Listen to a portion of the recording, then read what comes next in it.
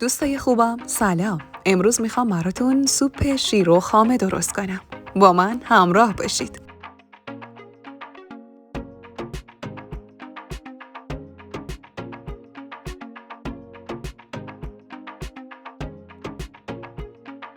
مواد لازم: مرغ، پیاز، خامه، جوی پرک شده، هویج، شیر، کره، آرد گندم، قارچ، نمک و فلفل. به جوی پرک شده 4 لیوان آب اضافه می کنیم تا بپزه.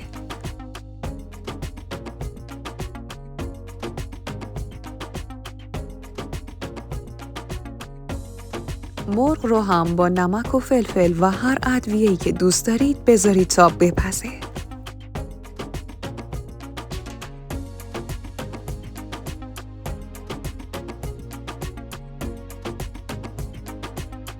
پیاز رو خرد کنید و به مرغ‌ها و جوی پرک شده اضافه کنید.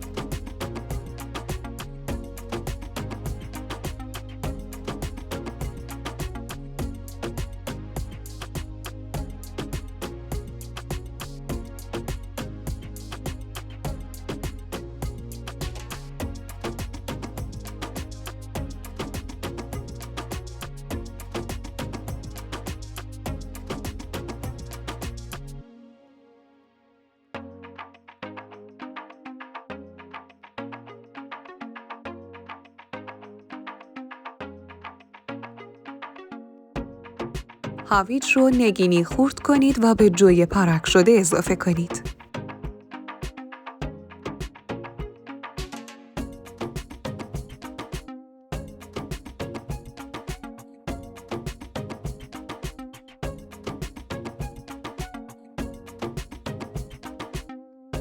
کره رو روی حرارت ملایم بذارید تا آب بشه.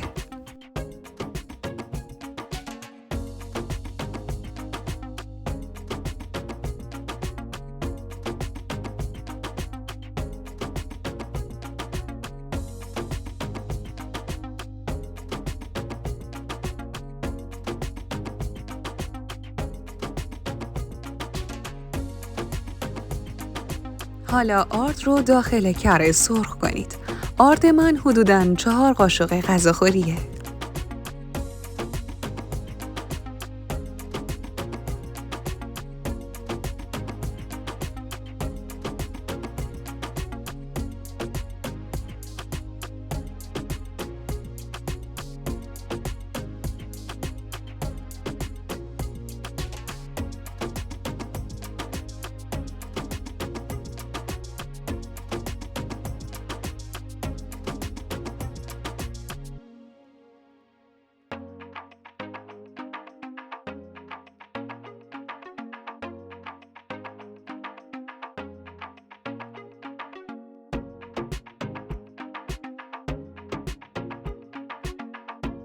حالا 1 لیوان شیرمون رو هم به آرد اضافه می کنیم.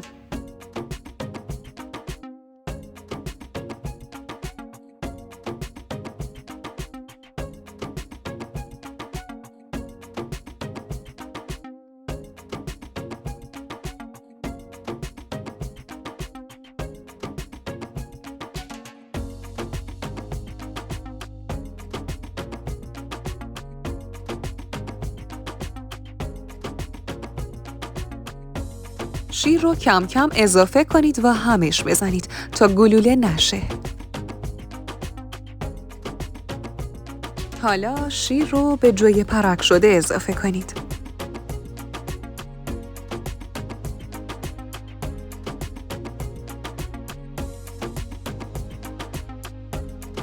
قارچ رو خرد کنید و به بقیه مواد سوپمون اضافه کنید.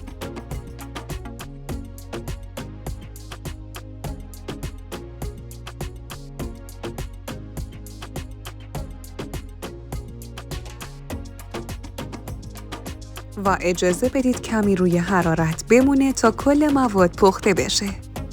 حالا حدوداً 2 قاشق غذاخوری خامه صبحانه اضافه کنید.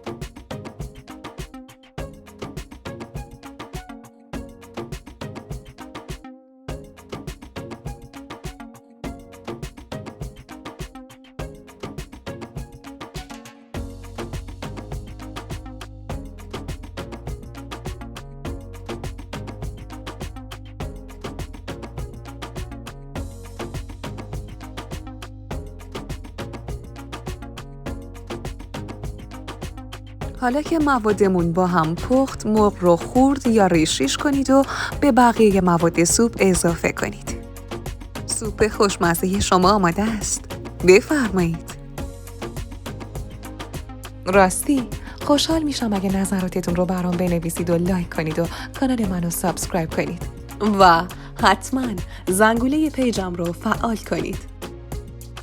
امیدوارم خوشتون اومده باشه. خدا نگهدار.